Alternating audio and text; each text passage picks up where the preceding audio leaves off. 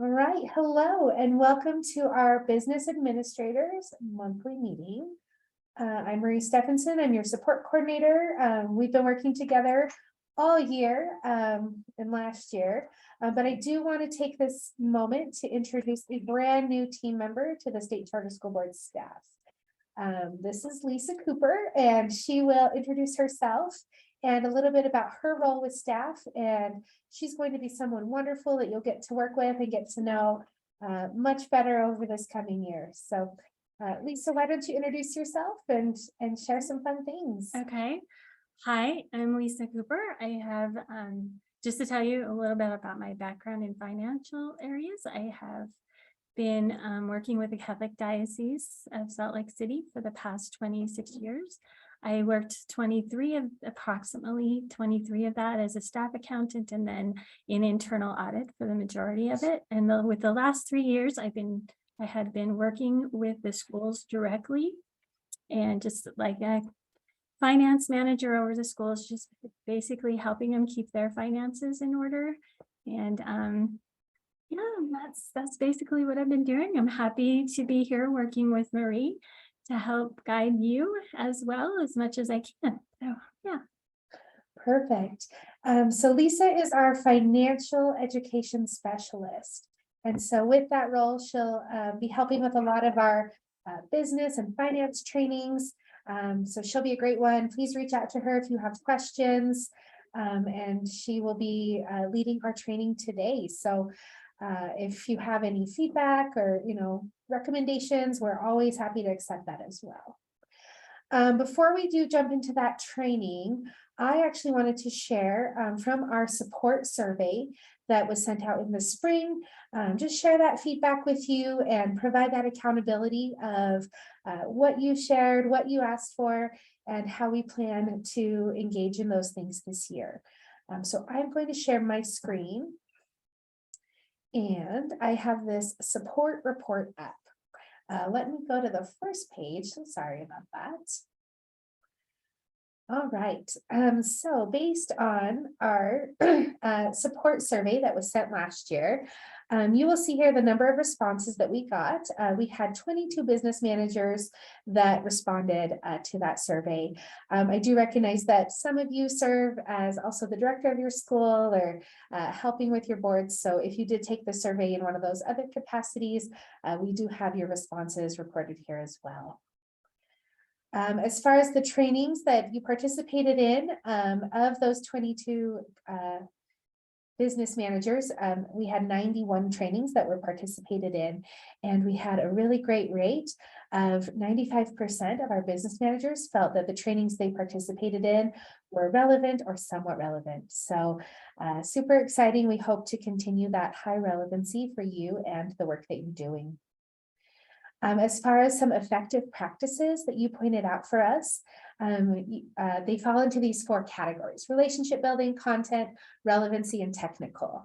We learned that you enjoyed getting to know staff and members of our board as they helped with those trainings and the preparation that they had engaged in. You appreciated the real life ideas, the time that we gave, and the variety of topics that were covered.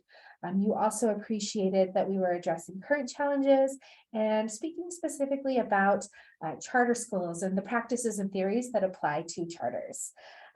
You also found effective the technical things where we had bullet points rather than long paragraphs in our PowerPoints, that we made our recordings available, that our trainings were usually concise and actionable, and also those Q&A sessions that we did, those were noted as an effective practice. As far as opportunities that we have to improve, we did break those into those same 4 categories. So continuing with relationship building, content, relevancy, and those technical pieces. With those opportunities and building our relationships together, we are keeping in mind it should not feel like an advertisement. So whether it's from us or one of our third-party vendors, we'll make sure that you feel that it's building a fair and good relationship and not just advertising services to your school. Also with our content, we'll make sure that we're citing current research, that we're really diving deep into subjects, that if we do give a suggestion, that there is guidance and examples, and that we stay on topic. And another opportunity to improve is, I think, just related to being through the pandemic, being in maybe Zoom fatigue. We noted that it's sometimes easy to tune out when we feel overwhelmed, or that some of the information sometimes isn't as relevant. Hopefully you saw some response to that when one of our business managers reached out last week and said, it's the last week of September. We're coming into that October 1 count. We have so much going on. So we were happy to postpone that meeting to this week. Hopefully that felt responsive and gave you more time to be able to finish up those tasks of last week and engage with us today. Also, as a reminder, they are always recorded. So if now's not a good time, just catch us later on a recording. I have heard you can also listen to the recording in double speed. I might sound like a chipmunk, but if that better meets your schedule, that is an option as well. Other opportunities to improve, we're just making sure that we're aware of our pacing and moving through the content in an appropriate pace, that people aren't just reading slide decks for you, and are providing those additional context and items for you to consider. The scheduling can be hard. Again, we recognize that, and we do have those recordings available. One note was that chat box needed better moderation. We are so excited to have Lisa on our team now, and so we can co-host these meetings and hopefully provide some better moderation there, and that the slides are hard to access. So if you're having trouble getting those or need something else from the slides, please let us know. Lisa and I are both here to help and to support you with that. Finally, I wanted to hit on things that we're going to be repeating training-wise, as well as new things that will be coming this year. You can see in that bottom left-hand corner, our business managers, the top 3 requests to repeat are a session about program monitoring. And specifically, we called out special education, land trust, and Title I in our program monitoring. Another request was the finance overview for the year. So that's what brings us here today, and the support for the USBE spring training. So we will make sure that you are aware of both the fall and the spring training that USBE does, and that we are appropriately pushing those and keeping you aware of what's happening with those. In that bottom left-hand corner, again, we had those new requests. There was a request to have a session about using and monitoring Utah grants. We had another request about MOE, which is that maintenance of effort and time and effort documentation, and how to do that. What sort of allowable carryover is there for various awards. Another request for more FAQ sessions, so we'll make sure that we build those and pepper those into our calendar, as well as grant and program uses and limitations. So all of those trainings will be coming your way this year, mostly led by Lisa and others as appropriate, and we are happy to continue working with you on those requests. If there is something that we missed there that you are feeling, you would love to have or love to get more information on, please don't hesitate to reach out and let us know, and we will make those accommodations. We would like to next turn the time over to Smriti, who is also on our state charter school board team, and she's going to share a few updates, and we'll turn the time over to her. Okay, thank you, Marie. Good afternoon, everyone. Hope you all are doing good. Try with the change of weather, the extreme heat conditions slowly cooling down. Hopefully, that gives you some fresh breath out there, so that you can just relax and just unwind. As you are off to I'm sure to a great school start. So yeah. Okay, with that, I would like to update you guys about the upcoming Required Policies campaign. So just to give you some background, SCSP is ensuring that all the SCSP authorized LEAs make required policies available on their website by the end of school year 2023. So school boards are required to adhere to these policies as governing entities of public charter schools. And in addition to be required, these policies provide safety nets for LEAs. So we will be providing a couple of training workshops, one in person and one online via Zoom, soon for those schools that want additional help. So please stay tuned for the email that will be sent out soon with all those training details. And the link to the required policy is also available on SCSP website under support section. And once these training workshops are conducted, we will be sending out an assurance survey to assure that a given LEA has all the required policies listed on as listed on the required policies document. Happy to take any questions at this time. Okay, looks like I don't have any questions to take at this time, so thank you, Marie. Thank you. All right. Well, I am now so pleased to turn the time over to Lisa, who will be leading our financial overview for the year. Hopefully this feels like information you are aware of. Hopefully it can be a good reminder as well. If there are questions, I'll be watching the chat. You're also always welcome to unmute and ask your questions. I did give Lisa a heads up that this is probably my favorite group to work with. So she's expecting great things and is excited to present. So we will turn the time over to Lisa. All right, thank you, Marie. All right, let me get my presentation up here for y'all. And I'm excited to do this. I'm also a little nervous. So just let you know. But I want to welcome you to our annual financial overview. For this year, we're going to start out with some things to remember. The first of these is the USBE Fall Finance Training, which is going to be held on Friday, October 21st from 9 a.m. to 5 p.m. I've included a link to the Zoom meeting as well as the meeting ID and passcode, and this is being recorded, so don't worry if you can't jot it all down right now. You can revisit it later. Next, we wanted to talk about the Utah Public Education Financial System has some reporting due dates that are coming up. The first of these is November 30th, when the fiscal year 2022 audit reports are due. On December 15th, the indirect cost data will need to be input by that date. And then the federal single audit report and the deferred revenue are due to be input by December 31st. Next, we wanted to talk to you a little bit about the review of facilities contracts or financing agreements for charter schools. According to Utah code, it provides that charter schools seeking to enter into any lease agreements, contracts, or any other agreements with regard to school facilities needs to submit such agreements to the school's authorizer and an attorney for review and advice prior to entering into such agreements.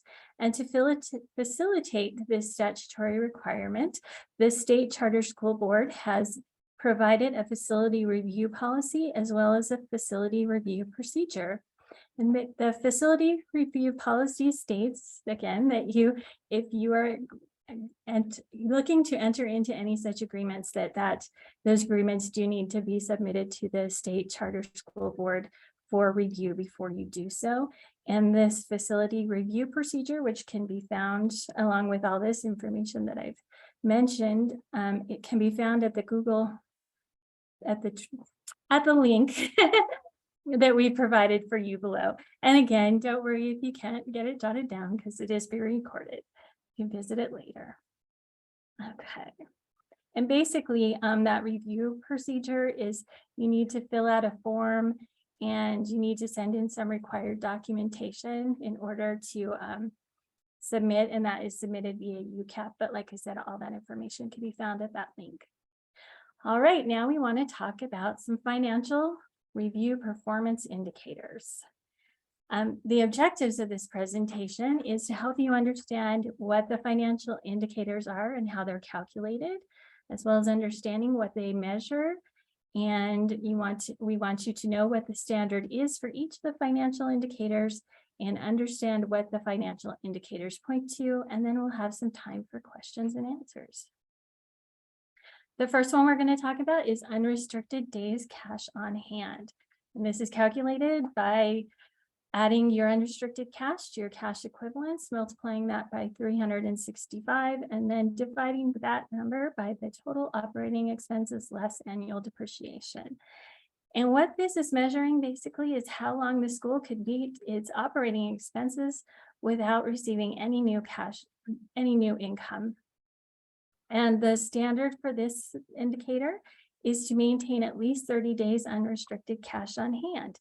And what we're looking for here is that if a school were to drop below 30 days cash on hand, then it's likely that it wouldn't be able to meet its to operate for more than a few weeks without another cash inflow, which would put the school at high risk for financial difficulties. Okay, next, we're going to talk about the debt to asset ratio, which is calculated by dividing the total liabilities by total assets. And what this indicates is the extent to which a school relies on its borrowed funds to fund its financial operations. The standard for this is to maintain a debt to asset ratio of greater than or equal to 1. So a lower ratio for this a lower ratio basically indicates that the bulk of the school's assets are being funded from its equity. And that indicates a strong financial health for the school. Whereas if it's a higher ratio, it shows the assets are likely being funded with debt and that the school might not be able to pay back its debts as they come due. Next is the current ratio, which is calculated by dividing your current assets by your current liabilities. And this indicates the ability of the school to pay its obligations over the next 12 months. The standard for this one is to maintain a current ratio of greater than or equal to 1 with a positive trend. The higher the ratio on this one, the more liquid the school is, meaning that it has cash on hand to meet its obligations, and therefore that indicates a healthy school. The next one is the multi-year cash flow, which basically measures the change in the school's cash from one period to another. The standard for this one is a multi-year and current cash flow, is that the multi-year and current cash flow are positive. And what this is indicating is a positive cash flow over time generally indicates that the school has increasing financial health, as well as sustainability, which of course we want, because we want you guys around in perpetuity. So the next one is total margin.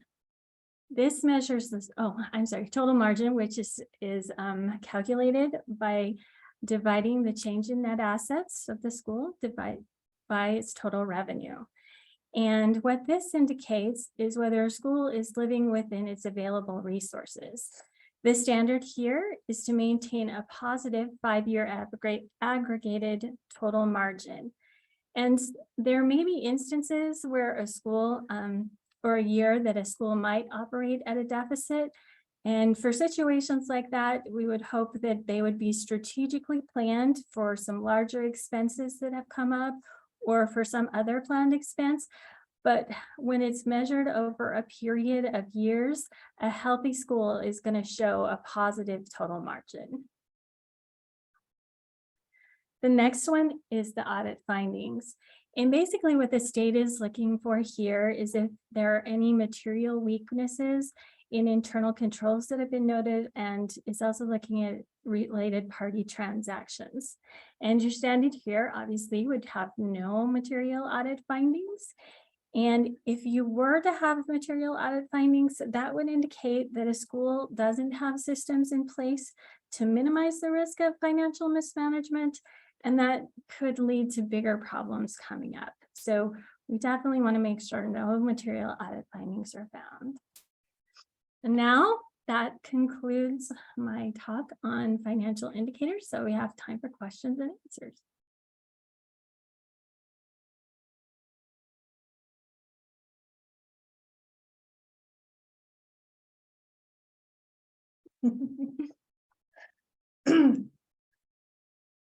And just a reminder, if you do have a question, you can put it in the chat box or you can unmute. If you don't have any questions, that's totally okay too. And perhaps we can open up to, and I do see a question from there. I was going to say, even if it's a question that's outside of, just the presentation, just any top of mind financial questions that our business managers have, as it is our first meeting together of the school year. And so we're happy to entertain any questions that you've got. You have Lisa, Smriti, and Marie all here. So hopefully between the three of us, we can get those answers taken care of. So I do see a question that came in. It says, can you address the new rules regarding full-day kindergarten that would require us to build a new space? Would either of you like to take that question, or else I can address that as well? Yeah, I believe you're an expert in that, Marie. Okay. Take that. I will take that one. I do get to work with the folks at USPE that are working on the full-day kindergarten bills and legislation, so I can address that. We actually discussed this question just yesterday in our meeting, and in talking about that, there was in last year's session, there was some push towards increasing capital funds to be able to help if there needs to be expansion or new building that would occur. If you were following along in that session, that didn't pass, and the full-day kindergarten that did pass was a $12 million funding rather than the 36 million that was asked for. They are kind of regrouping that strategy, and instead of looking at a rollout over time, the ask this year is going to be hopefully just to add to the weighted pupil unit for those kindergarten students throughout the state of Utah. The thing that is really key about that and why they feel like that would be the better approach this year is that it doesn't put that mandate that you have to do it right at this day. You still could choose when you want to roll out, and if there's they specifically talked about if there's a charter school that doesn't ever want to offer full day and your parents are not asking for full day, that would not be something you would be required to do. You would just continue to receive that half weighted pupil unit. If that does move forward, then if you did offer that full day kindergarten, you would have that full pupil unit. So those pupil units would just be dependent upon the amount of time that those kindergarten students were in school. So with that, the hope was also that if you did need to build more space or, acquire, a portable or, something to be able to house those. And if you were wanting to do that full day kindergarten, then you could do that on a timeline that works for your school. There will be some other conversations about, again, funding for that. And that can be something that we have our full day kindergarten team come and report on if that would be helpful. And sharing about ways to address that concern. I know that has been a big concern for a lot of both charters and districts is how do we house full day kindergarten? So does that answer your question? Are there more things you'd like to ask on that? No, that helps. So I think you're basically saying it isn't at this point not going to be an absolute. Muted. Sorry, Linda, are you muted? Yeah. Okay. All right. Can you try that again? I think we had a muting here. Can you hear me now? We can hear you now. Yeah. Okay. I was just saying that helps because the way we understood it was an absolute requirement by 2024, which kind of put us. That's what the ask was last year. So there wasn't, you were not misunderstanding that. That did not pass. So at this point, whether they decide to revisit that again, or hopefully, instead of just doing a 3-year rollout, which was what they were asking for last year, if we just make the change to increasing the weighted pupil unit to a full unit for those kindergarten students, then essentially all of that goes away and we can do it on a timeline that works for each school. Yes, that's actually a huge relief because we thought we needed to start the building process right now. And I thought that's crazy that they could require that like that fast. Yeah, So, yeah, that was a major concern in the last session. Do you think if you would like, we could definitely invite our full day kindergarten team to come and give like a 5 or 10 minute update at our next meeting? Is that something that you would find helpful? Sure. Okay, we will make sure that happens too.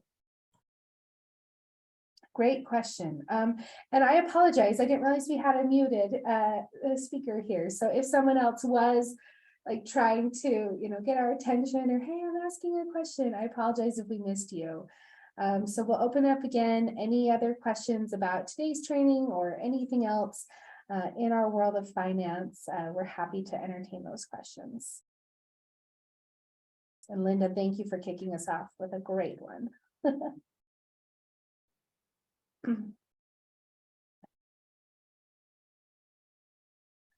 All right. Well, I'm still not seeing or hearing any, so in that case, we will give you back some time today. Thank you for a quick check-in with us. I hope you're excited to work with Lisa, and we'll send out this recording, and if any other questions do come up, please reach out. Smriti, Lisa, and I, we can all help answer those questions and get you pointed in the right direction. So we'll stay on for a minute, but feel free to leave and have a great rest of your day.